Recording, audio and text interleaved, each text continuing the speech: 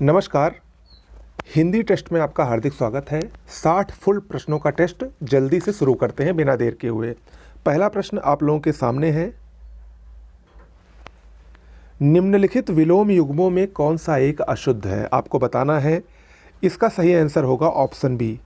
संपन्न का विलोम प्रतिपन्न नहीं होता है बल्कि विपन्न होता है। प्रतिपन्न का विलोम प्रछन्न होता है या प्रछन्न का विलोम प्रतिपन्न होता है। ठीक है, शेष सभी यहाँ पर शुद्ध है। विष का सुधा, कीर्ति का अपकीर्ति, शुष्क का आर्द्र होता है। अगला प्रश्न है, निम्नलिखित विलोम युग्मों में कौन सा एक शुद्ध है? आपको बताना है। तो इसमें अगर आप देखें तो ऑप्शन डी ये शुद्ध है। भयाक्रांत का विलोम भय शून्य होता है। शेष सभी गलत हैं क्योंकि अभाव का विलोम भाव होता है। अभेद्य का भेद्य होता है। अभेद्य और दुर्भेद्य दोनों समानार्थी हैं, इन दोनों का विलोम भेद्य होता है। आंतरिक और आभ्यंतर ये दोनों एक ही समानार्थी शब्द हैं, इन दोनों का विलोम बाह्य होता है। ओके, अपकर्ष का सही विलोम क्या होगा? अपकर्ष का उत्कर्ष होता है। ऑप्शन डी इसमें सही होगा। अगला प्रश्न है, निम्नलिखित विलोम युग्मों में कौन सा एक अशुद्ध है? आपको बताना है। इसमें देखिए, तो इसमें अगर आप देखें तो ऑप्शन सी, लिप्त का विलोम संलिप्त नहीं बल्कि निर्लिप्त होता है। लिप्त और संलिप्त ये दोनों तो समानार्थी हो गए, तो इसका विलोम निर्लिप्त होगा। ओके, से सभी बिल्कुल सही हैं। अगला प्रश्न है, अपसरण निम्नलिखित में से किसका सही विलोम शब्द होगा? अपसरण का सही विलोम अभिसरण होता है। ऑप्शन ए सही होगा। अगला है, निम्नलिखित में से कौन सा एक सरस शब्द का सही विलोम होगा? सरस का सही विलोम नीरस होता है। ऑप्शन बी इसमें सही होगा। अगला प्रश्न है, पुरातन शब्द का सही विलोम क्या होगा? पुरातन का सबसे सही विलोम अधुनातन होता है। ऑप्शन बी इसमें सही होगा। अगला है, 8वां प्रश्न, निम्नलिखित विलोम युग्मों में कौन सा एक बेमेल है? आपको बताना है। तो इसमें अगर आप देखें तो एकाग्र का चंचल बिल्कुल सही है। श्लील का दुश्लील या अश्लील होता है। काल और सुकाल ये दोनों समानार्थी शब्द हैं, ना कि विलोम। काल और सुकाल इन दोनों का विलोम अकाल होता है। तो ऑप्शन सी यहाँ पर बेमेल है। शेष गोचर का अगोचर भी बिल्कुल सही है।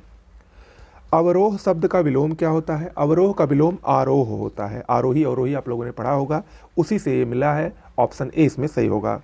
निम्नलिखित में से कौन सा एक विलोम युग्म अशुद्ध है? आपको बताना है। तो इसमें अगर आप देखें तो ऑप्शन डी सित, शित का विलोम सहित नहीं होता है बल्कि अशित होता है। सित का विलोम असित होता है। शेष तीनों बिल्कुल सही हैं। आनंद का निरानंद, श्री गणेश का इतिश्री और कीर्ति का अपकीर्ति होता है। आगे बढ़ते हैं, निम्नलिखित में से कौन एक तद्भव शब्द है? देख के बताइए इसमें से कौन सा एक तद्भव शब्द है। तो इसमें अगर आप देखें तो ऑप्शन डी थंब, थंब एक तद्भव शब्द है। इसका तत्सम अस्तंभ होता है। ठीक है, शेष सभी यहाँ पर तत्सम हैं। काष्ठ का तद्भव काठ होता है। वानर का बंदर और द्विगुण का दूना होता है। ओके, आगे बढ़ते हैं। अगला प्रश्न है 12वां, निम्नलिखित शब्दों में कौन सा एक तत्सम शब्द है? आपको बताना है। तो इसमें अगर आप देखें तो ऑप्शन ए धनिका, धनिका ये धनिया का तत्सम होता है। ऑप्शन ए सही होगा। शेष सभी यहाँ पर तद्भव शब्द हैं। निठुर का तत्सम निष्ठुर, पिटारा का पिटक और डंक का दंश होता है। तादृश ये किसका तत्सम होता है? तादृश ये तैसा का तत्सम होता है। ऑप्शन सी यहाँ पर सही होगा, तैसा। ठीक है, तीतर का तत्सम क्या होता है? तित्तिर होता है। त्यों का क्या होता है? तदा एवं होता है। और तरनी का तरड़ी होता है। आगे बढ़ते हैं, निम्नलिखित तद्भव तत्सम युग्मों में कौन सा एक असंगत है? आपको बताना है। तो इसमें अगर आप देखें तो कांटा कंटक सही है। खेती क्षेत्र सही है। जहाँ कदा ये यहाँ पर गलत है। ओके, क्योंकि जहाँ जो होता है एक तद्भव शब्द है, इसका तत्सम यत्र होता है, यत्र। ठीक है, जबकि ये जो यदा है ये खुद ही एक तत्सम है, इसका तद्भव जब होता है। ओके, तो ऑप्शन सी यहाँ पर असंगत है। अगला है, धात्री शब्द किसका तत्सम होता है? धात्री ये दाई का तत्सम होता है। ऑप्शन बी इसमें सही होगा। फड़न का सही तद्भव शब्द क्या होता है? फड़न का सही तद्भव फादना होता है। ऑप्शन सी इसमें सही होगा। अगला है, निम्नलिखित तत्सम तद्भव युग्मों में कौन सा एक असंगत है? आपको बताना है। इधर तत्सम लिखा है, इधर तद्भव लिखा है। तो इसमें अगर आप देखेंगे तो ऑप्शन डी भल्लूक का तद्भव भालू होता है, ना कि भुआल होता है। ठीक है, तो यही यहाँ पर अशुद्ध है। शेष सभी बिल्कुल सही हैं। प्रतुन पतला, रसवती रसोई, बीड़ा बीन। अगला प्रश्न है निम्नलिखित में से कौन सा एक तत्सम शब्द है। 18वां प्रश्न देखिए, तो इसमें अगर आप देखेंगे तो दौहित्र ऑप्शन सी ये एक तत्सम शब्द है। इसका तद्भव क्या होता है, दोहता होता है। अगला प्रश्न है 19वां, निम्नलिखित में से कौन सा एक तद्भव शब्द है। इसको देखिए, इसमें से अगर आप देखें तो मूर्ध, मूर्ध एक तद्भव शब्द है। इसका तत्सम मूर्धन होता है, मूर्धन। ओके। 20वां शब्द है छार, छार निम्नलिखित में से किसका तत्सम है। छार तत्सम है, इसका तद्भव होता है राख। क्या होता है, राख। ऑप्शन ए इसमें सही होगा। ओके, चलिए अगला प्रश्न है 21वां, खनक निम्नलिखित में से किसका पर्यायवाची होता है।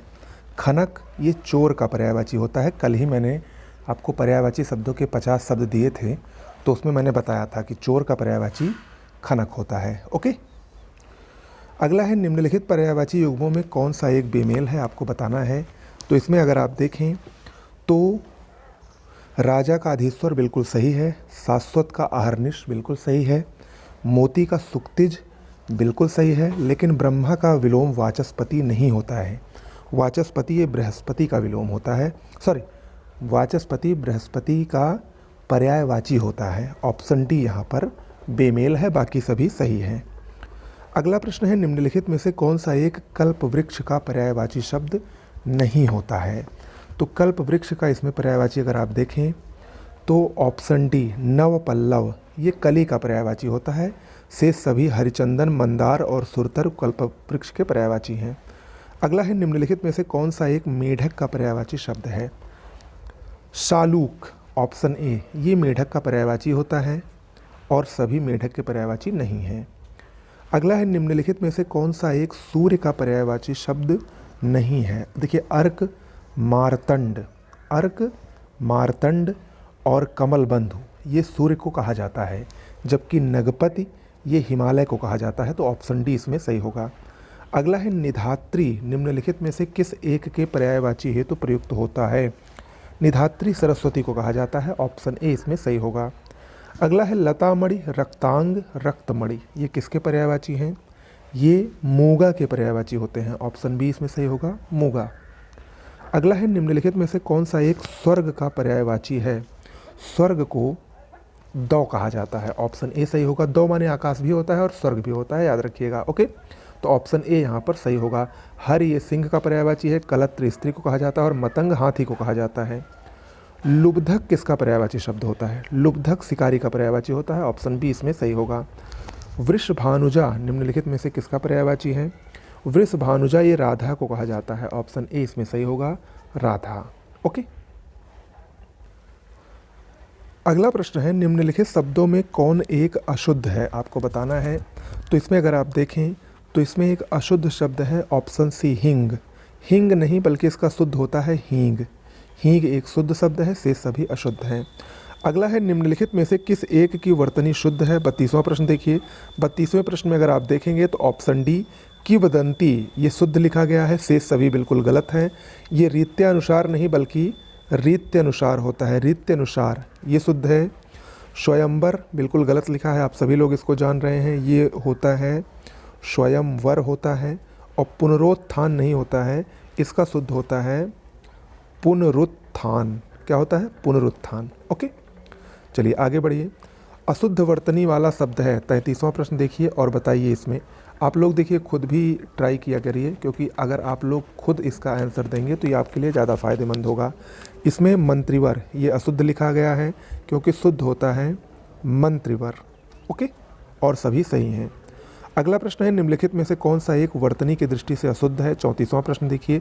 तो 34वें में राजनैतिक सही लिखा है, सशंकित, व्यावहारिक, सॉरी ये सब अशुद्ध लिखे गए हैं। ऑप्शन डी इसमें सही होगा। राजनैतिक, सशंकित, व्यवहारित ये सभी अशुद्ध हैं। इनका शुद्ध क्या होगा, राजनैतिक नहीं बल्कि राजनीतिक होता है, राजनीतिक होता है। सशंकित नहीं बल्कि शंकित होता है, शुद्ध होता है शंकित। और व्यावहारित नहीं बल्कि व्यवहृत होता है, शुद्ध व्यवहृत होता है। शुद्ध अशुद्ध का बहुत ही जल्दी एक वीडियो आने वाला है। ओके, अगला है शुद्ध वर्तनी का चयन करिए। 35वां प्रश्न। 35वें प्रश्न में अगर आप देखें तो इसमें शुद्ध वर्तनी जो है वो है ऑप्शन डी संग्रहीत। ये शुद्ध लिखा गया है, शेष सभी अशुद्ध लिखे गए हैं। श्रृंगार में कई बार बचा चुका हूँ कैसे लिखा जाता है। तिलांजल भी यहाँ पर गलत लिखा है, ये जली नहीं जली होता है, इधर होना चाहिए। और बाहुल्यता नहीं बल्कि ये बाहुल्य होता है शुद्ध में, बाहुल्य। ओके, चलिए 36वां प्रश्न देखिए, निम्नलिखित वाक्यों में कौन सा एक अशुद्ध है, आपको बताना है। 4 वाक्य दिए गए हैं, चारों में आपको बताना है अशुद्ध कौन सा है। तो इसमें अगर आप देखें तो ऑप्शन ए ये यहाँ पर अशुद्ध है, क्योंकि यहाँ पर यह नहीं ये होना चाहिए, ये लोग कहाँ जा रहे हैं, अगर ऐसा होता तब ये शुद्ध होता। ओके, चलिए आगे बढ़िए। 37वां प्रश्न देखिए, निम्नलिखित में से कौन सा एक वाक्य शुद्ध है। अगर इसको आप देखिए तो इसमें से अगर आप देखेंगे तो ऑप्शन डी यहाँ पर शुद्ध है। इस समस्या का निराकरण क्या हो सकता है, ये शुद्ध है, शेष सभी यहाँ पर अशुद्ध है। अगला है, निम्नलिखित वाक्यों में कौन सा एक अशुद्ध है। 38वां प्रश्न देखिए, 38वें प्रश्न में अशुद्ध वाक्य ऑप्शन ए है, यह भोजन 10 आदमी के लिए है, ये गलत है। यह भोजन 10 आदमियों के लिए है, ऐसा होता तब ये सही होता, शेष सभी शुद्ध वाक्य हैं। ओके, अगला है, निम्नलिखित वाक्यों में कौन सा एक शुद्ध है। 39वां प्रश्न देखिए, मेरे कार्यालय में केवल एक चपरासी है, बिल्कुल सही है। गोदान प्रेमचंद्र का एक श्रेष्ठ उपन्यास है, सही है। पर्वत का शिखर ऊंचा है, सही है। ऑप्शन डी इसमें सही होगा। अगला है, निम्नलिखित वाक्यों में कौन सा एक अशुद्ध है। 40वां प्रश्न देखिए, तो 40वें प्रश्न में ऑप्शन डी होगा, कोई यहाँ पर अशुद्ध नहीं है, सभी वाक्य यहाँ पर शुद्ध हैं। ओके, अगला प्रश्न है, निम्नलिखित में से कौन सा एक प्रत्यय विधि द्वारा निर्मित विशेषण नहीं है। इसमें अगर आप देखें तो ऑप्शन डी आराध्य, आराध्य ये प्रत्यय विधि द्वारा निर्मित विशेषण नहीं है। ओके, अगला प्रश्न है, निम्नलिखित में से कौन सा एक शब्द विशेषण नहीं है। ठीक है, विशेषण यहाँ पर देख लीजिए, ऑप्शन डी दंपति ये विशेष्य है, इसका विशेषण दाम्पत्य होता है। ऑप्शन डी इसमें सही होगा। अगला है, फल का सही विशेषण शब्द क्या होगा। देखिए, फल का विशेषण फलद और फलप्रद दोनों होता है, तो यानी ऑप्शन सी इसमें सही होगा। अगला है, निम्नलिखित विकल्पों में से किसमें प्रविशेषण का प्रयोग हुआ है। देखिए, कुछ विशेषणों के भी जो विशेषण होते हैं उन्हीं को प्रविशेषण कहते हैं। इसमें अगर आप ऑप्शन डी को देखेंगे, यानी उपर्युक्त सभी, इस सभी में प्रविशेषण का प्रयोग हुआ है। कौन कौन से इसमें प्रविशेषण है वो देख लीजिए। ऑप्शन ए में अति प्रविशेषण है, ऑप्शन बी में अत्यधिक और ऑप्शन सी में बड़े, ये तीनों प्रविशेषण हैं। अगला है, उल्लू के समान इस वाक्यांश के लिए उचित विशेषण क्या होगा। मूर्ख, ऑप्शन बी इसमें सही होगा। अगला है, निम्नलिखित विशेषण विशेष युग्मों में कौन सा एक बेमेल है, आपको बताना है। तो इसमें अगर आप देखें तो नीचे सबसे जाइए ऑप्शन डी की तरफ, मृदु और मूर्ति ये दोनों ही विशेष्य हैं। इनके विशेषण क्या होते हैं, मृदु का विशेषण मृदुल और मूर्ति का मूर्त होता है। ओके, अगला है, निम्नलिखित विशेष्य विशेषण युग्मों में कौन सा एक बेमेल है, आपको बताना है। तो इसमें से ऑप्शन डी दुर्गति और दूषित ये गलत है, क्योंकि दुर्गत का विशेषण दुर्गत होता है। ओके, जबकि दूषण का विशेषण दूषित होता है। ओके, तो ये बेमेल है। अगला प्रश्न है, निम्नलिखित विकल्पों में से कौन सा एक विधेय विशेषण को परिभाषित करता है, आपको बताना है। इनमें से एक विधेय विशेषण कौन है। इसमें अगर आप देखें तो विशेष्य के बाद एवं क्रिया के पहले जो आता है विशेषण उसी को विधेय विशेषण कहा जाता है। ऑप्शन ए इसमें सही होगा। ठीक है, अगला प्रश्न है, निम्नलिखित शब्दों में से कौन सा एक विशेषण नहीं है। विशेषण इसमें से कौन नहीं है, तो इसमें अगर आप देखें तो ऑप्शन ए पंगुता, पंगुता ये विशेष्य है, इसका विशेषण पंगु होता है, तो ऑप्शन ए यहाँ पर सही होगा। सभा का सही विशेषण क्या होगा। सभा का सही विशेषण सभ्य होता है, क्या होता है, सभ्य। ऑप्शन ए इसमें सही होगा। अगला है, जो शुद्ध किया जा चुका हो इस वाक्यांश के लिए एक उचित शब्द क्या होगा, परिमार्जित। ऑप्शन सी इसमें सही होगा। अगला है, निम्नलिखित विकल्पों में कौन सा एक शुद्ध है, आपको बताना है। तो इसमें धन देने वाली धनदा बिल्कुल सही है। ऐसा बोझ जिसे ढोना कठिन हो दुर्वाह, ये भी बिल्कुल सही है। जहाँ किसी बात का डर ना हो निरापद, ये भी बिल्कुल सही है।